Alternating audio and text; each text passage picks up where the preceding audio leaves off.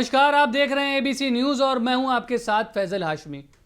Delhi NCR में प्रदूषण के स्तर और हवा में घुले जहर ने लोगों की परेशानियां बढ़ा दी हैं।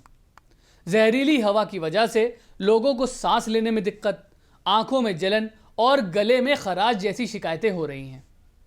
खासकर सबसे चिंताजनक हालात तो इस समय नोएडा के हैं, जहां 6 नवंबर की सुबह 8:30 बजे के करीब एयर क्वालिटी इंडेक्स 616 दर्ज किया गया है। सबसे पहले तो आइए जानते हैं कि दिल्ली एनसीआर में वायु प्रदूषण बढ़ने की आखिर क्या वजह है और इस समस्या से निपटने के लिए community for air quality management ने आखिर क्या तैयारियां की हैं। प्रदूषण की चपेट में दिल्ली एनसीआर में वायु प्रदूषण बढ़ने के दो बड़े कारण अब तक सामने आए हैं। पहला है अक्टूबर में बारिश का ना होना और दूसरा है पराली जलाने की घटनाओं का बढ़ना। मॉनसून खत्म होने के बाद बारिश नहीं होने की वजह से हवा में प्रदूषणकारी तत्व जमा हो गए हैं। दिल्ली में अक्टूबर 2022 में 129 मिलीमीटर और अक्टूबर 2021 में 123 मिलीमीटर बारिश हुई थी, जबकि इस साल अक्टूबर में सिर्फ 5.4 मिलीमीटर की ही बारिश हुई है। और अगर प्रदूषण की बात करें तो ये जान लीजिए सिर्फ दिल्ली एनसीआर ही नहीं, बल्कि और पड़ोसी राज्यों जैसे कि हरियाणा, उत्तर प्रदेश और राजस्थान में भी सर्दियों के मौसम में वायु प्रदूषण बढ़ जाता है। दिल्ली के एक तरफ जहां तराई वाले मैदानी इलाके हैं, तो वहीं दूसरी तरफ रेगिस्तानी इलाके भी मौजूद हैं, जहां हवा की गति, दिशा, नमी, तापमान और दबाव वायु प्रदूषण के स्तर को प्रभावित करता है। आपको बता दें कि प्रदूषण को नियंत्रित करने के लिए अब तक किए गए सभी प्रयास विफल साबित हुए हैं।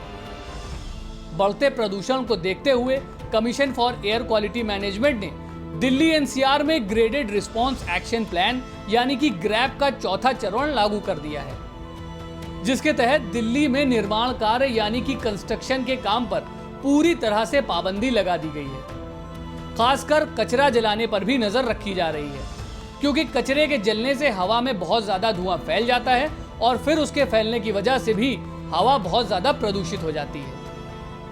ग्रैप के चौथे चरण की नई पाबंदियों के मुताबिक दिल्ली एनसीआर में अगले कुछ दिनों तक केवल वही गाड़ियां एंट्री कर सकेंगी जो इलेक्ट्रिक या फिर सीएनजी की होंगी।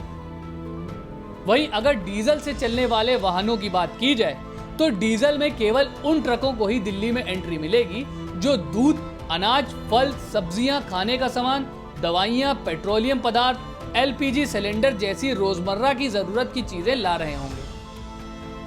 इसके साथ ही अब अगर एयर क्वालिटी इंडेक्स की बात करें तो ये बता दें कि 0 से 50 के बीच का एयर क्वालिटी इंडेक्स अच्छा, 51 से 100 के बीच संतोषजनक, 101 से 200 के बीच मध्यम, 201 से 300 के बीच खराब, 301 से 400 के बीच बहुत खराब और 401 से 500 के बीच का एयर क्वालिटी इंडेक्स गंभीर माना जाता है। मौसम विभाग के मुताबिक हवा की रफ्तार भी धीमी हो गई है, साथ ही अब बारिश के भी कोई आसार नहीं है। और ऐसे में हालात को देखते हुए ये कहना गलत भी नहीं है कि अगले कुछ और दिनों तक दिल्ली एनसीआर में हवा जहरीली ही रहेगी। और इसी चीज को देखते हुए ही दिल्ली के सभी प्राइमरी स्कूल्स को दिवाली तक के लिए बंद कर दिया गया है।